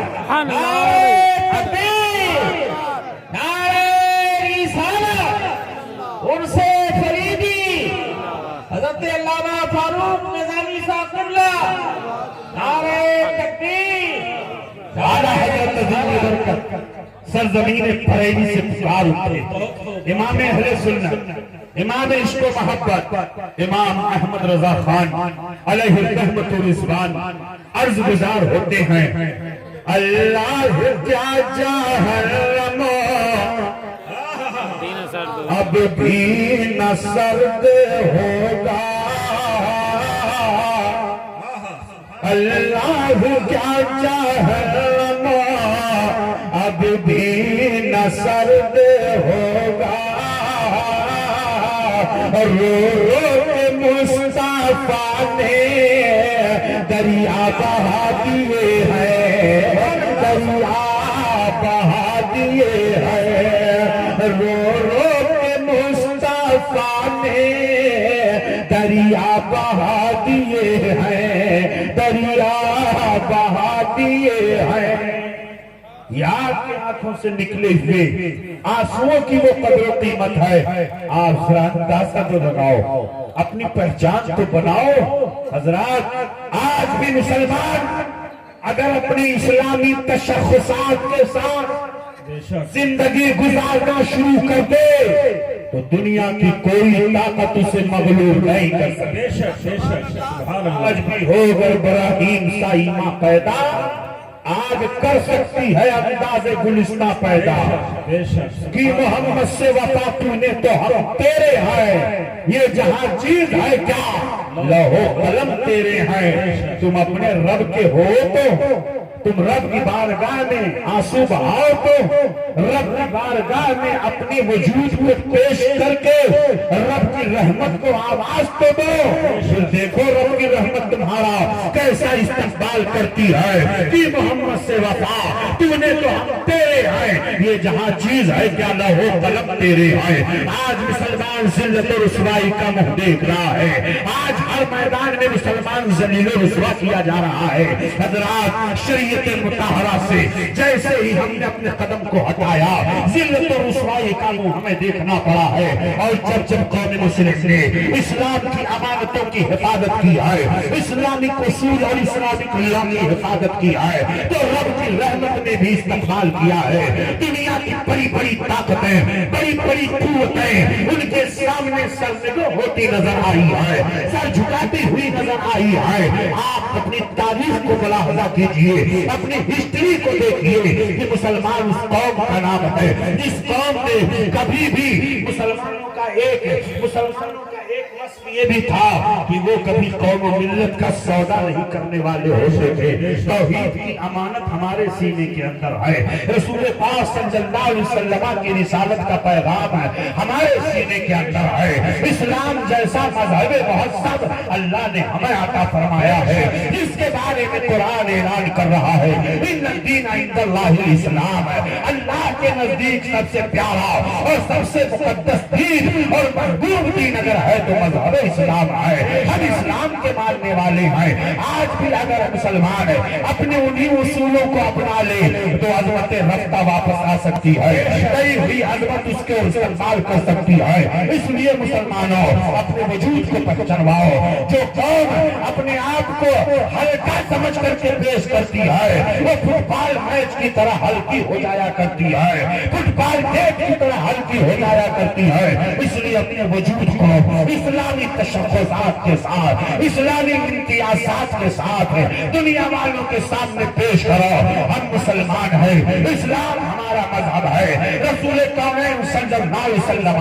اللہ کے آخری نبی آئے جو ہدایت بن کر کے تشریف لائے. قرآن ہدایت کا پیغام دے رہا ہے. آج ہم ان اصولوں سے ہٹ کر کے زندگی گزار رہے ہیں, اس لیے ہمیں کسی بھی میدان میں ہمیں کامیابی نہیں مل رہی ہے. آؤ ذرا دیکھو نبی کونین رحمت عالم سرور کائنات صلی اللہ علیہ وسلم کے صحابہ کا حال یہ تھا کہ جب ایک مرتبہ حضرت خالد ابن ولید کو جب معزول کر دیا گیا تھا اور جب سپہ سالاری کے عہدے سے ہٹا دیا گیا تھا اور حضرت امیر معاویہ اور حضرت علی رضی اللہ تعالیٰ عنہ کے درمیان معاملہ تھا, اس معاملے میں بھی حضرت سیدنا امیر معاویہ رضی اللہ, حضرت سیدنا عمر فاروق اعظم نے جب معزول کیا ہے تو کسی نے کہا آپ تو سپہ سالار تھے, آپ اتنے بڑے منصب پہ فائز تھے اور آپ اتنے بڑے سپہ سالار تھے, آپ کو حضرت عمر فاروق اعظم نے معزول کر دیا ہے. تو حضرت خالد ابن ولید فرماتے ہیں کہ میں جب سپہ سالار تھا تب بھی اللہ کی رضا کے لیے جنگ لڑتا تھا, اور جب میں ایک عام سپاہی ہوں تو بھی اللہ کی رضا جنگ لڑتا ہوں. مسلمانوں کے سامنے اللہ کی رضا مقصود ہوا کرتی تھی تو وہ جس میدان میں جاتے تھے کامیابیاں ان کے قدموں کو چومتی ہوئی. سبحان اللہ سبحان اللہ. آج ہم نفس کے غلام, قد افلح من زکاہا, تصوف کا ایک پیغام ہے. درود شریف پڑھ لیجیے. اللہم صلی علی سیدنا مولانا محمد بارک وسلم کی خاطر متضاد صلی علیہ. بہت قیمتی گفتگو آپ حضرات سماعت فرما رہے ہیں. سبحان اللہ سبحان اللہ. قد افلح من زکاہا, جس نے نفس کو گناہوں سے پاک و صاف رکھ دیا وہ کامیاب ہو گیا, اور جس نے نفس کو گناہوں سے آلودہ رکھا قد افلح من زکاہا وقد خاب من دساہا. جس نے نفس کو گناہوں سے آلودہ رکھا وہ خائب رہا, وہ خاسر رہا, وہ ناکام رہا, وہ نامراد رہا, وہ ہر میدان میں ناکام رہا. اور جس نے نفس کو گناہوں سے پاک و صاف رکھا وہ کامیاب رہا. یہ اعلان کون فرما رہا ہے؟ قرآن. قرآن کا اعلان ہے مسلمانوں, جس نے نفس کو گناہوں سے پاک و صاف رکھا وہ کامیاب رہا, وہ ہر میدان میں کامیاب رہا. یہاں پر کوئی تخصیص نہیں کی گئی ہے, علماء تشریف فرما قد افلح, ہر میدان میں وہ کامیاب رہا. اور جس نے نفس کو گناہوں سے آلودہ رکھا وہ ناکام رہا, وہ خائب رہا, وہ خاسر رہا. اپنے بچوں کو اچھی تربیت دیا کرو, آج بچوں کو اچھی تربیت نہ دینے کی بنیاد پر بچے بھی بگڑ رہے ہیں۔ جب سے ہاتھوں میں حضرت موبائل آ گیا ہے تب سے تو اتنی تباہی آ گئی ہے کہ بچہ بغیر موبائل بے شک باپ اگر سو جاتا ہے تو بیٹا چھپکے سے آتا ہے موبائل کھینچ کے لے کے چلا جاتا ہے۔ باپ سو رہا ہے اور بچہ انٹرنیٹ پر۔ آج کی نئی جنریشن اور نئی نسل اس تباہی میں اتنا زیادہ ملوث ہو چکی ہے کہ عزیزان ملت اسلامیہ، یہی چیز آپ اگر مثبت طریقے سے یوز کرو، مثبت طریقے سے استعمال کرو، اپنے بچوں کو آپ کو بتانا ہوگا۔ آج الحاد اور کفر اور ساتھ ہی ساتھ ارتداد کہ جو معاملات سامنے آ رہے ہیں، ہم نے اپنے بچوں کو صحیح تربیت نہیں دیا ہے۔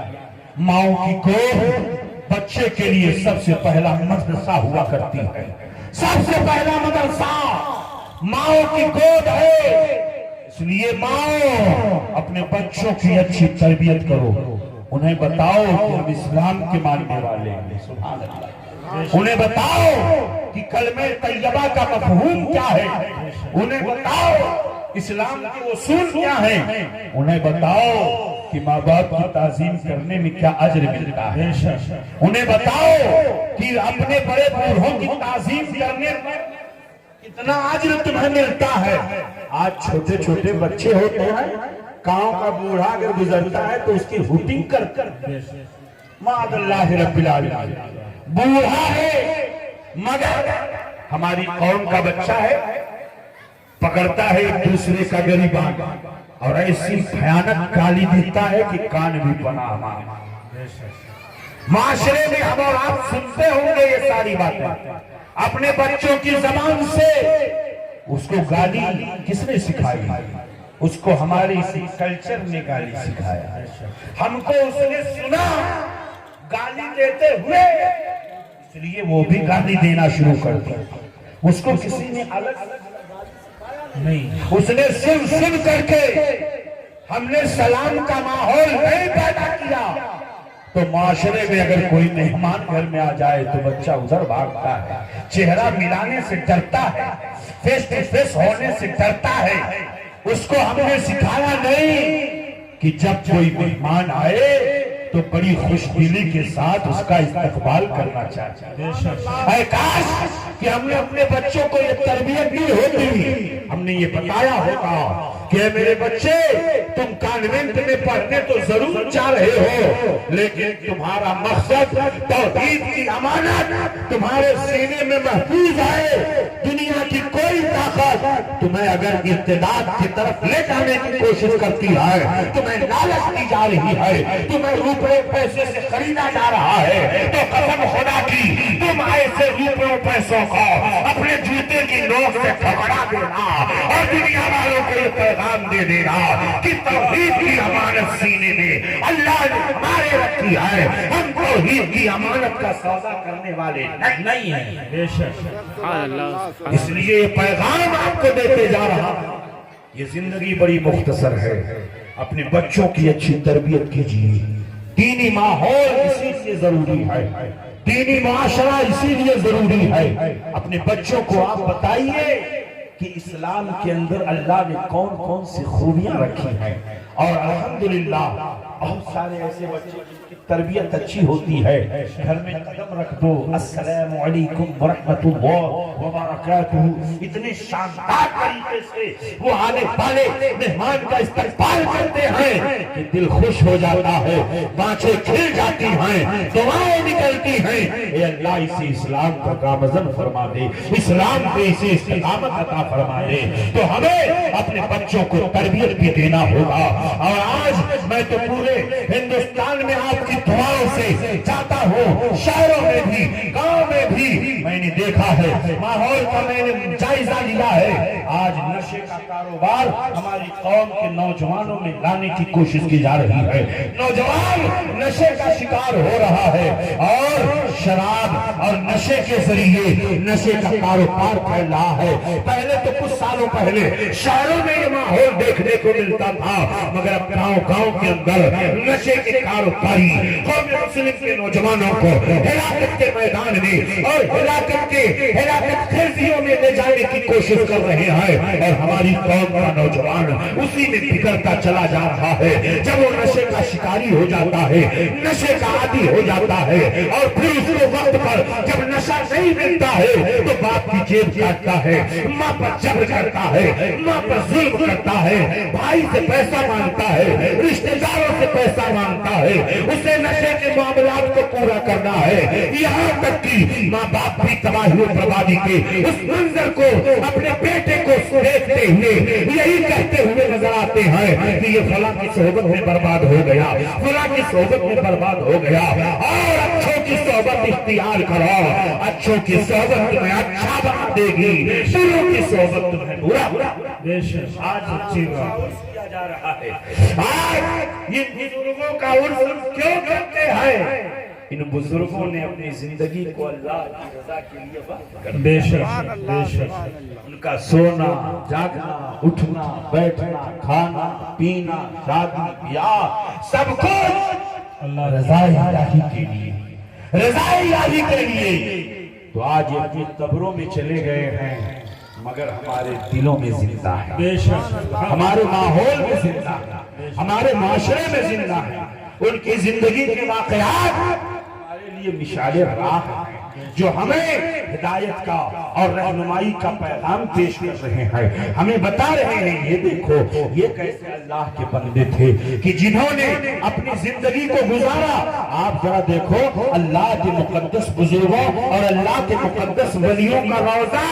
حضرت مخدوم سمنا کا روضہ چھپا ہوا نہیں ہے، حضرت سرکار غریب نواز کا روضہ چھپا ہوا نہیں ہے، حضرت سرکار خواجہ غریب نواز کا روضہ چھپا ہوا نہیں ہے، حضرت مخدوم کلیری رحمت اللہ علیہ کا روضہ چھپا ہوا نہیں ہے، حضرت نظام الدین اولیاء شہنشاہ دہلی کا روضہ چھپا ہوا نہیں ہے۔ آپ ان بزرگوں کے آستانوں پر چلے جاؤ اور وہاں پر آپ کو جانے کے بعد ایک روحانی سکون ملے گا، اور وہاں سے آپ کو یہ پیغام ملے گا، قبر سے بھی آواز آئے گی کہ سن لو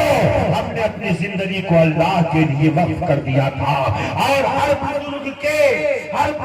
کے مزار کے پاس آپ کو مسجد نظر آئے گی، بزرگوں کے مزاروں کے پاس مسجد کا ہونا اس بات کی دلیل ہے کہ بزرگان دین کو نماز سے بڑی محبت، بزرگوں کو نماز سے بڑی محبت تھی۔ میں آپ سے پوچھنا چاہتا ہوں آپ میں سے کتنے لوگ ہیں جو پنج وقتہ خشوع خضوع کے ساتھ نماز ادا کرتے ہیں؟ وہ خوش نصیب انسان ذرا اپنے ہاتھوں کو اٹھا دیں تاکہ میں بھی ان کے چہروں کا دیدار کروں۔ سبحان اللہ، 1 2 3 4 5 ماشاءاللہ، یہ نمازیوں کی تعداد ہے، یہ نماز پڑھتے ہیں، لیکن اکثر ایسے لوگ ہیں جو نماز سے غافل ہیں۔ میرے پیاروں، میری ماں بہنوں، یہ یاد رکھو کہ نماز فرض ہے۔ آپ سے یہ نہیں پوچھا جائے گا کہ روٹی صبح کے وقت کتنا بنائی، کھانا کتنا ذائقہ دار بنایا، روٹی کتنی شاندار بنائی، کتنا اچھے ڈھنگ سے گوندھا، یہ نہیں پوچھا جائے گا۔ پوچھا جائے گا تو نماز کے بارے میں پوچھا جائے گا۔ تم سے یہ نہیں پوچھا جائے گا کہ کتنی بار کتنی پراپرٹی بنائی، کتنا گھر بنایا، کتنی محنت مزدوری کیا۔ یہ تو زندگی کو گزارنے کے لیے اللہ نے اسباب عطا فرمایا ہے، لیکن اسی زندگی میں جب ہم اللہ کی عبادت کو شامل کر لیں تو ہمارا ہر کام عبادت بن جاتا ہے، ہمارا ہر کام عبادت بن جاتا ہے۔ مسلمانوں اپنی شناخت اور اپنی پہچان تو کرو، اپنے آپ کو پہچانو تو صحیح۔ آپ کا گھر مسجد سے دور ہے اور آپ وضو بنا کر کے مسجد کی طرف قدم بڑھا رہے ہیں آپ کے ہر ہر قدم پہ اللہ نیکی عطا فرماتا ہے، اور آپ کی ہر خطا پر، آپ کے ہر قدم پر اللہ آپ کی خطاؤں کو معاف فرما دیتا ہے۔ اسی لیے صحابہ کرام اپنے گھروں کو مسجد نبوی شریف سے کچھ دور بنایا کرتے تھے کہ جتنا دور رہیں گے ہر نماز میں ہر ہر قدم پر نیکیاں بڑھیں گی، خطائیں معاف کریں۔ آپ ذرا غور کیجئے، آپ نے اپنی پہچان نہیں کری، آپ یہ سمجھے کہ ہم دنیا کی عام قوموں کی طرح، نہیں، دنیا کی عام قوموں کی طرح آپ نہیں۔ دنیا کی دوسری قومیں جب اپنے نئے سال کا استقبال کرتی ہیں تو لہو لعب میں مشغول ہوتی ہے، کھیل کود میں مشغول ہوتی ہے۔ ابھی 31 دسمبر آنے والا ہے، ہوٹل بک کرائے جا رہے ہیں، نہ جانے کتنی عورتوں کی عصمت دری ہوتی ہے، کھیل کود، ناچ گانا، ڈانس، نہ جانے کیا سے کیا ہوتا ہے، مگر اللہ کا فضل ہے کہ اللہ نے ہمیں مسلمان بنایا۔ بے شک سب شکر۔ ہم اپنے نئے سال کا استقبال، محرم کو ہم استقبال کرتے ہیں تو ذکر حسین سے کرتے ہیں، اللہ اس کے رسول کی یاد ہے۔ بے شک یہ فرق ہے، دنیا کی عام قوموں کی طرح ہم نہیں ہیں۔ وہ لہو لعب میں مشغول رہیں، وہ کھیل کود میں مشغول رہیں، لیکن ہم کو اللہ رب العزت نے ایک کتاب ہدایت عطا فرمائی ہے جسے قرآن کہا جاتا ہے۔ آج ہم قرآن کو چھوڑیں، ان کی تلاوت سے ہم غافل ہیں۔ مسلمان مارا کیوں نہیں جائے گا؟ آج ہم لوگ رونا روتے ہیں، مسلمان مارا جا رہا ہے،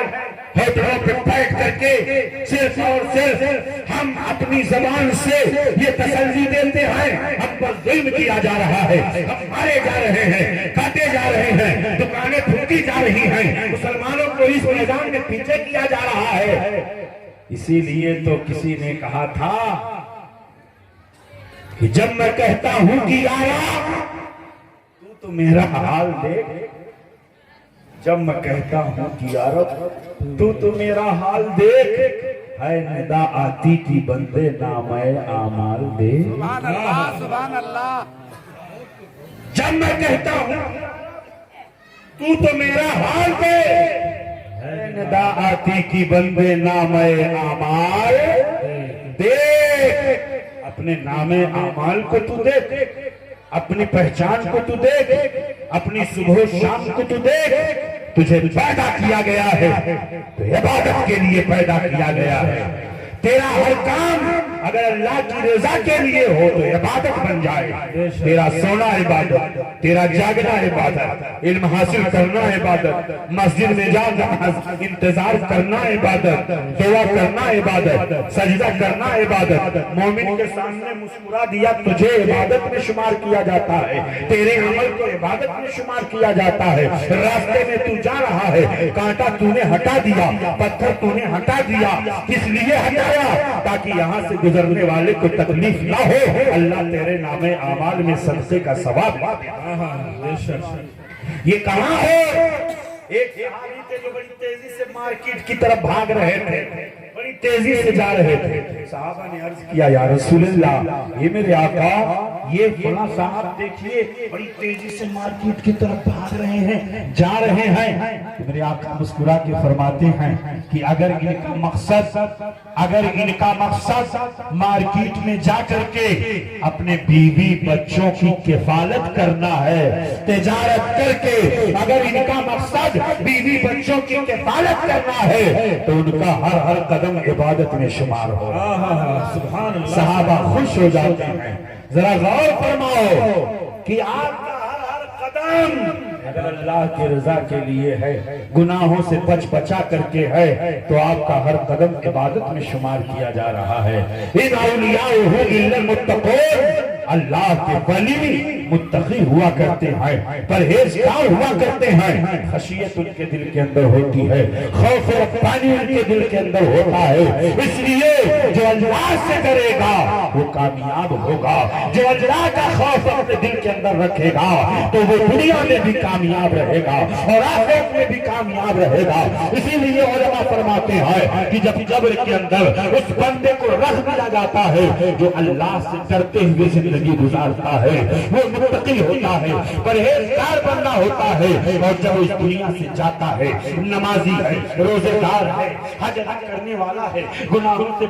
بچنے والا ہے، قرآن کی تلاوت کرنے والا ہے، سنتوں کی ادائیگی کرنے والا ہے، علماء کا ادب و احترام کرنے والا ہے، گناہوں سے اپنے آپ کو بچانے والا ہے، اپنے بیوی بچوں کے حقوق ادا کرنے والا ہے، اپنے ماں باپ کے حقوق ادا کرنے والا ہے، وہ نیک بندہ ہے، وہ صالح بندہ ہے، اور جب وہ اس دنیا سے جاتا ہے تو اس کے لبوں پر مسکراہٹ ہوتی ہے، اس کے لبوں پر مسکراہٹ کھیل جاتی ہے۔ یہ نیک بندہ تھا، یہ اس کی نیکی کی نشانی ہے کہ جب وہ جا رہا ہے تو مسکراتے ہوئے جا رہا ہے، لبوں پہ مسکراہٹ ہے، چہرے پہ مسکراہٹ ہے، دنیا دیکھ کر کے کہتی ہے وہ دیکھو ایسا لگ رہا ہے جیسے کہ سو رہا ہے، ایسا لگ رہا ہے جیسے ابھی نیند آ گئی ہے، جیسا ایسا لگ رہا ہے اس کے چہرے پر نورانیت کو دیکھو۔ اللہ اکبر۔ اور جب ایک گنہگار بندہ گناہ کے ساتھ زندگی گزارتا ہے، نہ نماز کی پرواہ، نہ روزے کی پرواہ، نہ حج کی پرواہ، نہ زکات کی پرواہ، بیوی بچوں پر ظلم، ماں باپ پر ظلم، اور گناہوں میں جب وہ ملوث ہو کر کے زندگی گزارتا ہے تو ایسی صورت میں گناہوں کے ساتھ جب اس دنیا سے جاتا ہے تو اس کے لبوں پر مسکراہٹ نہیں ہوتی ہے، وہ جب جاتا ہے تو کپڑے افسوس ملتے ہوئے جاتا ہے، ہائے زندگی تو ملی تھی، اللہ نے طاقت تو دیا تھا مگر ہم نے گناہوں میں زندگی گزاری، اس لیے وہ کپڑے افسوس ملتا ہوا اس دنیا سے جاتا ہے۔ اے میری قوم کے نوجوانوں، کپڑے افسوس ملتے ہوئے دنیا سے نہ جاؤ، جاؤ تو مسکراتے ہوئے جاؤ، اور یہ مسکراہٹ آپ کو کب ملے گی؟ جب آپ تقوی اختیار کرو گے، پرہیزگاری اختیار کرو گے، خوف الہی اختیار کرو گے، رو کے پیش بارگاہ میں زندگی بڑی مختصر ہے، سانسیں بڑی مختصر ہیں، آؤ رب کی بارگاہ میں اپنے تمام گناہوں سے توبہ کر لو، رب کی رحمت تمہارا استقبال کرنے کے لیے تیار ہے۔ رب کائنات فرماتا ہے میرا جو بندہ میری بارگاہ میں آ کر کے توبہ کر لیتا ہے، گناہوں پر نادم ہوتا ہے، پشیمہ ہوتا ہے، شرمندہ ہوتا ہے، تو سن لو میں نے اپنے بندے کی توبہ قبول کر لیا ہے، میں نے اس کی خطاؤں کو معاف۔ سبحان اللہ، سبحان اللہ، یہ میری قوم کے نوجوانوں اور رب کی بارگاہ میں توبہ کر رہے ہیں، اور اس اسٹیج سے جو میں نے آپ کو پیغام دیا ہے،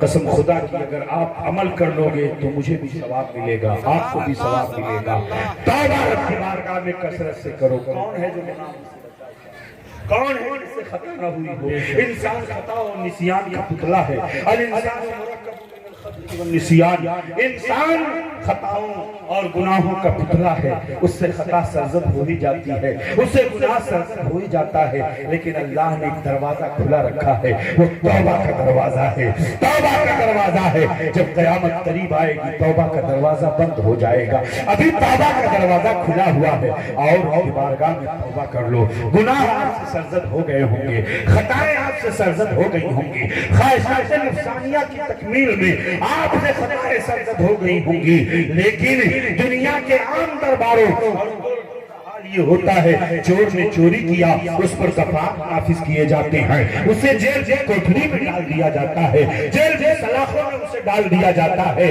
اللہ اکبر۔ اگر کسی نے کوئی اور گناہ کیا ہے اس کے اوپر دفعات ہیں، اس کے اوپر قوانین ہیں، لیکن ایک